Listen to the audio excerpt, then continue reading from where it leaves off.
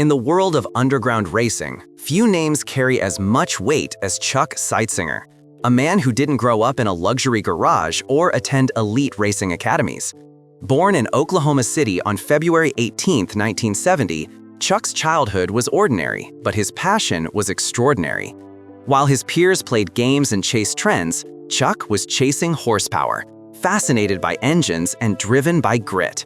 At just 16, he wasn't flipping burgers like most teens. He was underneath cars, getting his hands dirty, absorbing every mechanical detail like gospel.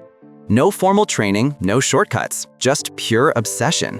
By 1990, Chuck had earned his stripes, becoming a certified Honda factory technician and eventually a service advisor, a position that demanded precision, trust, and leadership. But under that technician's uniform beat the heart of a racer. As soon as he got his license, he hit the streets. Street racing wasn't just a thrill, it was oxygen. He raced not for money, but for pride, speed, and legacy. That raw devotion propelled Chuck from street corners to national circuits, setting the stage for a career that would redefine what it means to live for the race. Birth of a Beast, the legend of Death Trap. Every legend needs a weapon, and for Chuck, that came in the form of an unassuming 1989 Ford Mustang, until he turned it into something terrifying. Dubbed Death Trap, the car evolved into a mechanical monster over years of obsessive upgrades. With a 429 cubic inch small block Chevy engine, a Braswell 4375 Area 51 carburetor, and twin turbos capable of explosive power, it became more than a car. It was a street dominator. But this wasn't an overnight success. In the early 2000s, Chuck struggled. His first versions of the car didn't perform. He poured time, cash, and sweat into something that, at first, refused to reward him. He even tried leaving the scene, attempting different business ventures, importing, reselling, but nothing clicked. He was meant for racing, and the failures only deepened his resolve. Eventually, Death Trap wasn't just fast, it was feared. The name echoed in alleyways, in forums, and on the lips of racers who knew better than to underestimate the man who had built his weapon with blood, setbacks, and a stubborn refusal to quit. From shadows to spotlight, Street Outlaws fame. Chuck's big break came when Discovery Channel picked him to join the infamous Street Outlaws, a gritty reality series showcasing the wildest racers from Oklahoma City, aka the 405. Finally, the world saw what the streets already knew. Chuck was a force. His style was fearless, loud, strategic. He wasn't just racing, he was proving that small tire cars, like Death Trap, could eat big tire monsters alive. Week after week, Chuck raced with his heart exposed, risking it all with every pass down the track. As the show exploded in popularity, Chuck's name became legend. But fame brought more than fans. It brought friction. Inside the 405, egos clashed and alliances formed. Chuck never liked politics. He was raw and real. And when producers crowned him race master in the No Prep King series, a brutal, unpredictable racing league without track prep, he embraced the chaos. He wasn't just racing anymore. He was leading, commanding respect in a world that devours the weak. But behind that power, pressure mounted. Cameras rolled, friendships strained, and Chuck began to realize that the street racing culture he loved was changing, and not always for the better.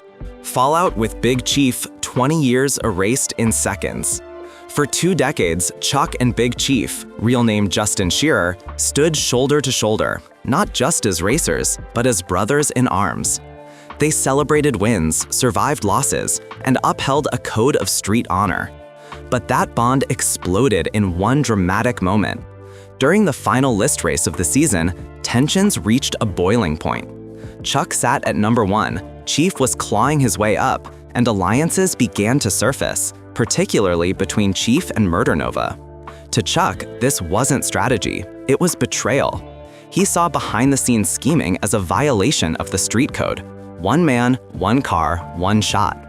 When Chief openly admitted he'd do anything to win, Chuck snapped. On camera, he accused Chief of manipulating outcomes, making private deals, and playing games that had nothing to do with driving skill. Chief tried to calm him down, pleading, "20-year friends don't walk away." But Chuck had heard enough. He stormed off, emotions raw, voice shaking. For Chuck, it wasn't just a racing decision, it was personal. He felt used, blindsided by someone he trusted. In that moment, a 2-decade friendship was erased, not by a crash, but by a code broken. Betrayal by kamikaze. Silence speaks louder than words. Chris Kamikaze Day was once a close friend and respected fellow racer in Chuck's inner circle. They shared laughs, adrenaline, and mutual respect, until they didn't. Over time, Chuck began to sense something was off. In interviews and subtle social media jabs, Chuck hinted at deception and disloyalty, though he never aired all the dirty laundry. Fans speculated about money issues, off-camera deals, or conflicting race ethics. Whatever it was, Chuck made it clear. Kamikaze wasn't who he used to be. He accused him of changing for fame, becoming two-faced, and betraying the values they once shared. Chuck doesn't take betrayal lightly, and when trust is broken, the bridge is burned forever. Kamikaze, for his part, remained silent, refusing to defend or explain himself. That silence only fueled the mystery and the pain. Chuck, in classic fashion, moved on without looking back. He publicly stated that Kamikaze is no longer part of his circle, that they don't speak, don't race, don't exist to one another. For a man like Chuck, who lives and dies by loyalty, the betrayal cut deep. The silence, even deeper. Betrayal by kamikaze. Silence speaks louder than words. Chris Kamikaze Day was once a close friend and respected fellow racer in Chuck's inner circle. They shared laughs, adrenaline, and mutual respect, until they didn't. Over time, Chuck began to sense something was off. In interviews and subtle social media jabs, Chuck hinted at deception and disloyalty, though he never aired all the dirty laundry. Fans speculated about money issues, off-camera deals, or conflicting race ethics.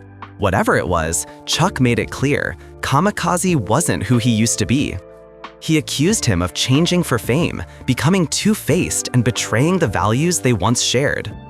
Chuck doesn't take betrayal lightly, and when trust is broken, the bridge is burned forever. Kamikaze, for his part, remained silent, refusing to defend or explain himself. That silence only fueled the mystery and the pain. Chuck, in classic fashion, moved on without looking back. He publicly stated that Kamikaze is no longer part of his circle, that they don't speak, don't race, don't exist to one another. For a man like Chuck, who lives and dies by loyalty, the betrayal cut deep. The silence, even deeper. Silent rift with Murder Nova. Brothers no more. Sean Murder Nova Ellington was another name once etched in Chuck's Hall of Respect. Together, they represented the old guard, the purists. But as the series evolved, so did Sean. He branched out into branding, custom car builds, and business ventures like Midwest Street Cars. Chuck didn't see this as growth. He saw it as abandonment. When Sean pulled back from the No Prep King series, which Chuck fully embraced, it created a quiet fracture. No explosive fight, no yelling match, just distance. Chuck viewed it as a betrayal of the original mission, loyalty to the street. Fans noticed the absence of camaraderie. Chuck, a man who bleeds asphalt, couldn't relate to Sean's shifting priorities. Even though they still coexist professionally, the brotherhood is gone. Chuck hasn't said he hates Sean, but he doesn't have to. His silence says everything. To Chuck, once someone shifts focus from racing to profit, the soul of the sport is lost. That unspoken rift between them now echoes louder than any engine. Chuck's war on politics. A racer, not a politician. Chuck never wanted to be a TV star or a celebrity entrepreneur. He wanted to race, period. But as Street Outlaws grew into a phenomenon, the game changed. Racers became brands. Races became episodes. And Chuck? He saw the authenticity slipping away. He despised the politics, the whisper networks, the secret packs, the rankings manipulated by alliances rather than asphalt. Chuck believes street racing should be brutal, fair, and honest. No gimmicks, no favoritism. His outbursts, often captured on camera, aren't just emotional, they're statements. He's not willing to play the puppet for ratings. His frustration boils every time he sees racers prioritize fame over fire. Chuck isn't afraid to be the villain if it means speaking the truth. To him, this isn't just about wins or losses. It's about preserving the soul of a culture that raised him. And in that fight, he stands alone if he must. One thing becomes clear when listening to Chuck Seitsinger: there's no stitching them back. His relationships with Chief, Kamikaze, Ryan, and even Murder Nova aren't paused. They're over. Chuck doesn't entertain second chances when loyalty's been breached. He's a man of principle, raw emotion, and absolute finality. The fans have seen it, how he doubles down, refuses apologies, and lets broken friendships remain broken. To some, he's hot-headed. To others, he's the only one left telling the truth. Chuck has built an empire from honesty, horsepower, and heartbreak.